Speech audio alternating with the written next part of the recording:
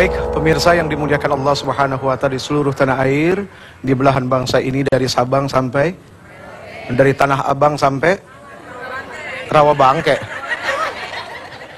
Ini tinggal di mana sih? Betawi amat sih, Bu. Aduh ya Allah, mohon maaf, beginilah saya orang geblek ya, Bu.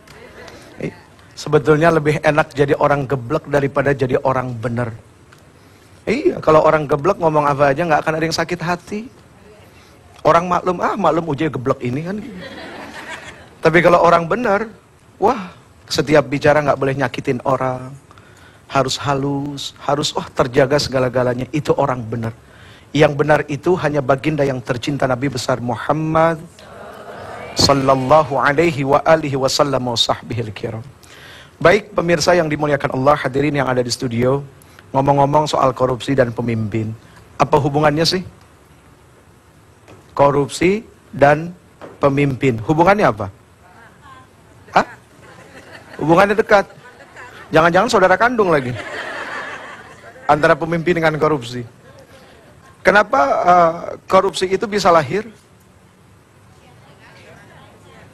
Hah? Karena ada niat. Oh iya betul ya, innamal a'malu. Kan di dalam hadis Arba'in, Syarah An-Nawawi nomor 1 kan dijelaskan sesungguhnya segala sesuatu dilihat daripada niatnya. Mungkin ketika dulu pengen jadi pemimpin, niatnya nyari kursi, nggak nyari ayat. Padahal yang ada di dalam Al-Quran adalah ayat kursi. Betul nggak? Yang ada di dalam Al-Quran adalah ayat kursi.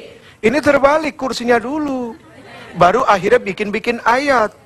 Begitu bikin-bikin ayat, akhirnya korupsi dengan ayat-ayat yang dibuat. Makanya nggak aneh kalau kemarin berapa banyak yang ditangkap.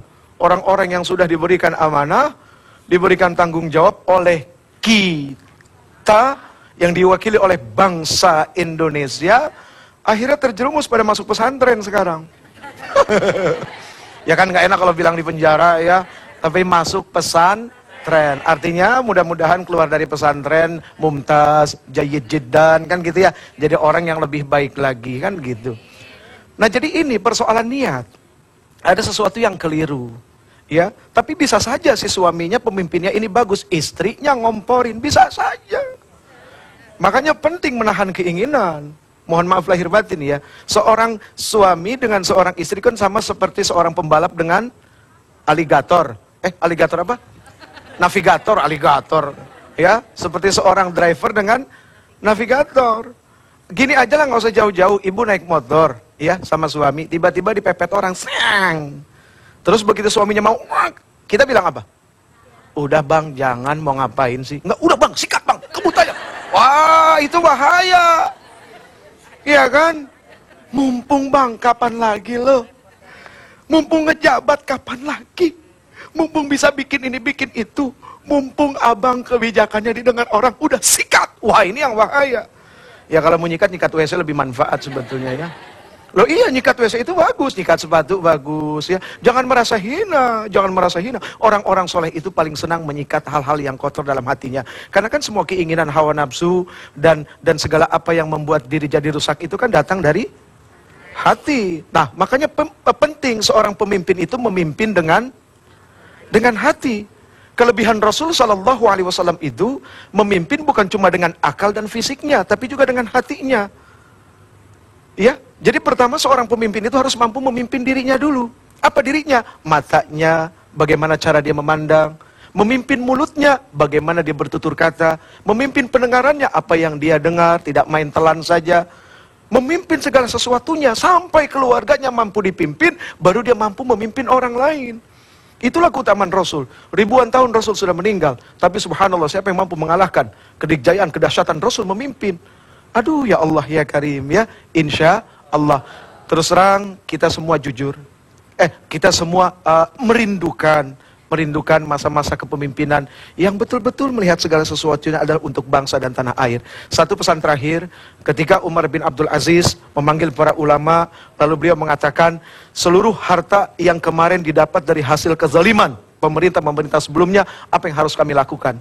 Kemudian banyak ulama mengatakan bahwa engkau tidak bersalah wahai khalifah. Khalifah tidak puas, lalu akhirnya dia bertanya lagi, siapa yang bisa menyampaikan sesuatu yang lebih pasti.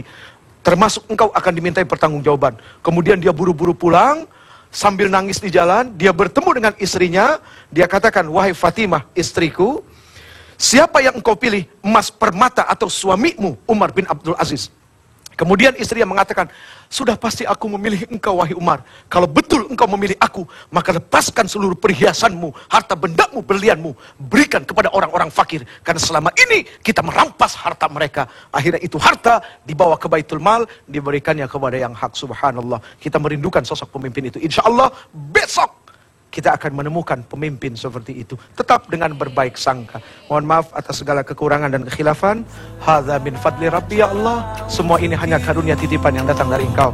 Kita kembali ke Oki. Assalamualaikum warahmatullahi wabarakatuh.